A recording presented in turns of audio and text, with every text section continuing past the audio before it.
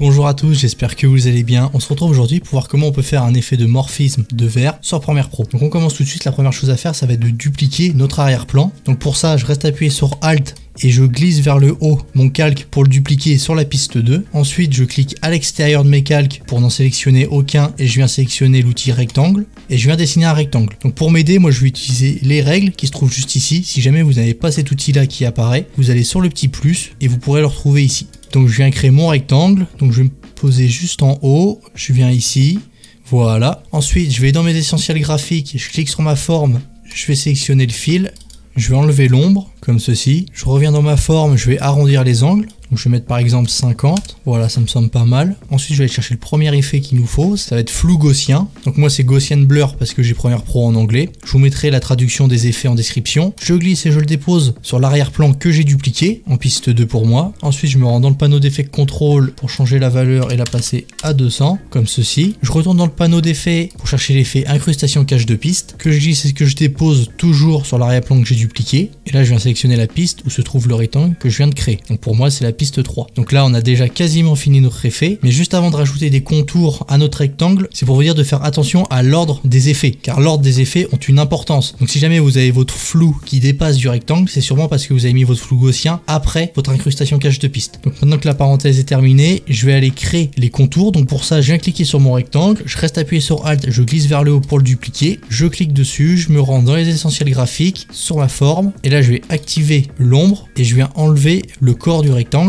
Et là on voit qu'on a un petit peu de flou qui dépasse, donc je viens juste changer l'échelle pour la passer à 101, voilà comme ceci. Et là j'ai bien mon rectangle avec mon effet de morphisme de verre. Donc après vous pouvez ajouter d'autres effets, par exemple on peut ajouter du grain. Donc pour ça vous allez vous rendre dans le panneau d'effets. Donc pour moi ça va être l'effet noise que je glisse et que je dépose sur l'arrière-plan que j'ai dupliqué. Et là je viens ajouter du grain, donc on va essayer avec 5 par exemple. Voilà, je peux essayer peut-être un peu plus, 10. Voilà, là ça me semble pas mal. Après c'est à vous de voir l'effet que vous voulez donner à votre effet. Je viens le placer au-dessus de l'incrustation cache de piste, même si j'ai pas l'impression qu'il ait mis du bruit hors de mon rectangle, je préfère respecter l'ordre. Et voilà, maintenant vous savez comment faire un effet de morphisme de verre sur Premiere Pro. Je vous dis à la prochaine, bye bye.